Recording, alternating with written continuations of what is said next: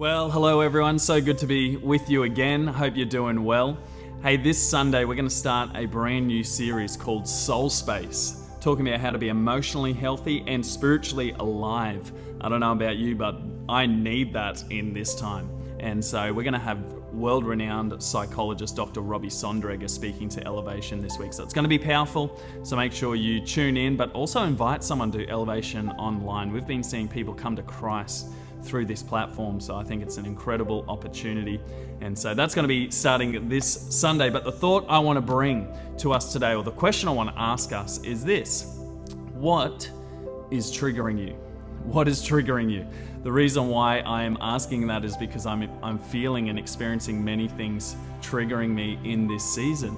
And it's just honestly this fluctuation of emotions where I'm experiencing some great things and I'm experiencing some really challenging things. And some of the things that are triggering me are feeling incredibly impatient with my children. I'm not used to being at home 24/7 trying to work from home. So I want to say to all the single parents, all the stay-at-home parents, you are my heroes. You are the real MVPs. There is going to be a special reward for you in heaven, I swear. And I just think you're amazing. But I'm feeling impatient. I'm feeling frustrated because I've lost routine and I'm not sure exactly what to do in this time. I'm feeling angry at how certain people are responding to me. You know, I had someone in my unit complex respond to me in a certain way yesterday, and I just wanted to snap. I just wanted to get really angry back at them. And I'm like, man, who am I? Who am I becoming in this time? I'm feeling anxious, not knowing how long this is going to last and what it's all going to look like after this. And so, I was talking to my friend the other day, Matt Flegler, and he said this powerful statement. He said, maybe it's less about what we're doing in this season and more about who we're becoming. And, you know, such an amazing little statement. But even that triggered me because I'm this driven person who wants to see things happen and I can't. And so I'm just feeling this fluctuation of emotions, and I usually feel triggered when life's not going the way that I planned it to go. I don't know if you're the same as me.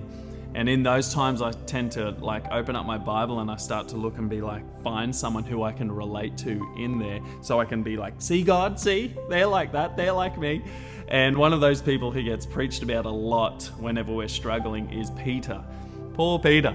You know, such a legend. I think I can relate to Peter. Maybe you can relate to Peter, but he had some incredible highs and some really lows in his life. Like Matthew chapter 16, where he says to Jesus face to face, you are the Christ, the Son of God. Like, wow, the greatest revelation of all time. And then a few verses later, Jesus says to Peter, get behind me, Satan. Like really high, really low.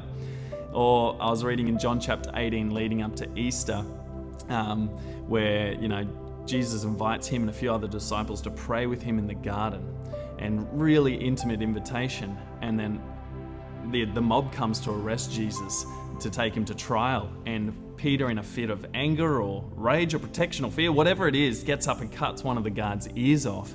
And Jesus is like, whoa, like settle down, there'll be no more of that. Almost as if to say, hey, did you not know the creator of the universe would know that he's going to get arrested? Like, what's going on, Peter? So I see these fluctuations in his life.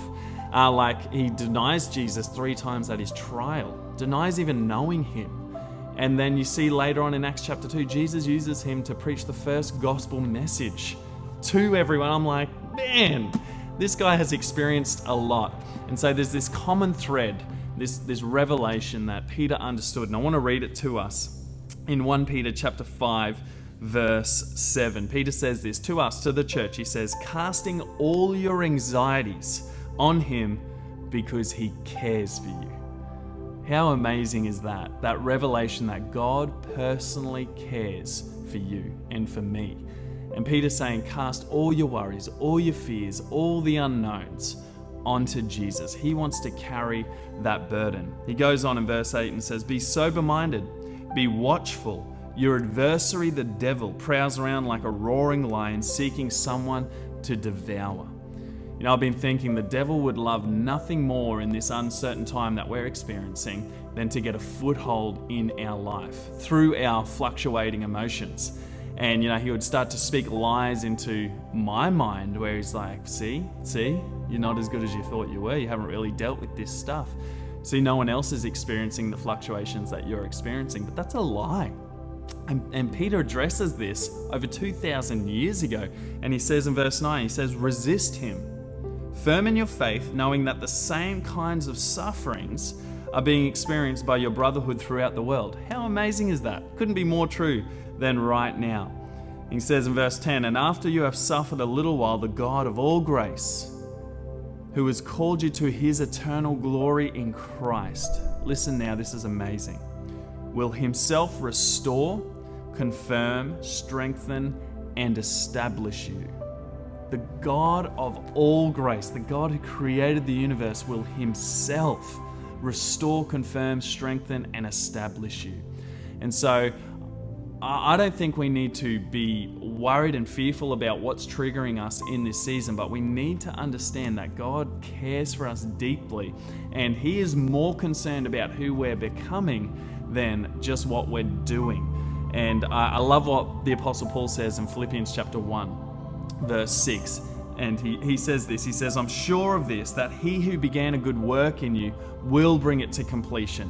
He's still working. He's still doing a good thing. So cast those worries, those fears, those anxieties onto Jesus today, because he cares for us. Love you heaps, guys. I'll talk to you soon.